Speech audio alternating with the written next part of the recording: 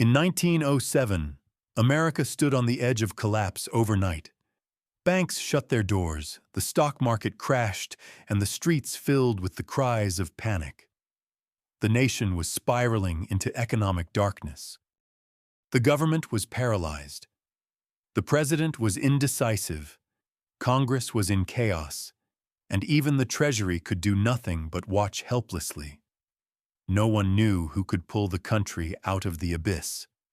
That night, a man emerged from the shadows. He held no office. He was not elected. Yet within hours, he would control the money of the United States. This is the story of how a hidden power was born overnight, and how it changed America's destiny forever. Welcome to Financial Chronicle, where we uncover the true financial stories behind power, money, and history. In October 1907, the New York Stock Exchange collapsed. The nation's biggest trusts fell like dominoes. As thousands of people rushed to the banks within hours, millions of dollars vanished into thin air. The government was helpless. The Treasury Secretary uttered only one sentence: "There's nothing we can do." That sentence ignited the fire of panic. As the crisis deepened, all eyes turned toward one name. For years, he had rescued companies, railroads, and banks. A mysterious figure behind every major financial deal in the country, 77 years old, yet still among the most powerful men alive. The bigger the panic grew, the more the nation watched his house, his office, his next move. America wasn't looking to a government official. It was looking to one man. That man gathered the nation's top bankers inside his private library in New York. The doors were shut, the curtains drawn, reporters waited outside inside. There was only silence.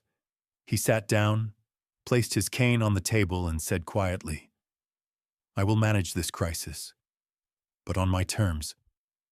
No one left the room. Throughout the night, banks lined up before him. Which one will live?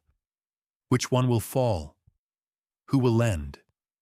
Who will surrender their assets? The government wasn't making those decisions, one man was. By dawn, hundreds of millions flowed into banks. Institutions on the verge of collapse were saved, but all tied back to one central hand. Every rescue, every merger, every acquisition tightened the grip of a single private empire. Newspapers cheered, "America saved." But in truth, only one man had grown stronger. After the crisis, the Senate released a report. The power that saved this nation does not belong to any elected office. No such authority exists within our government. Washington was shaken, and that is precisely why, in the years that followed, the Federal Reserve was created, to prevent such unlimited power from resting in the hands of one man again. He was not a president, not a secretary, not a man chosen by the people. Yet for a time, he ruled America's money and its future. Alone his name was John Pierpont Morgan. Now the question remains, are crises ever truly accidental, or are they opportunities for those who crave power?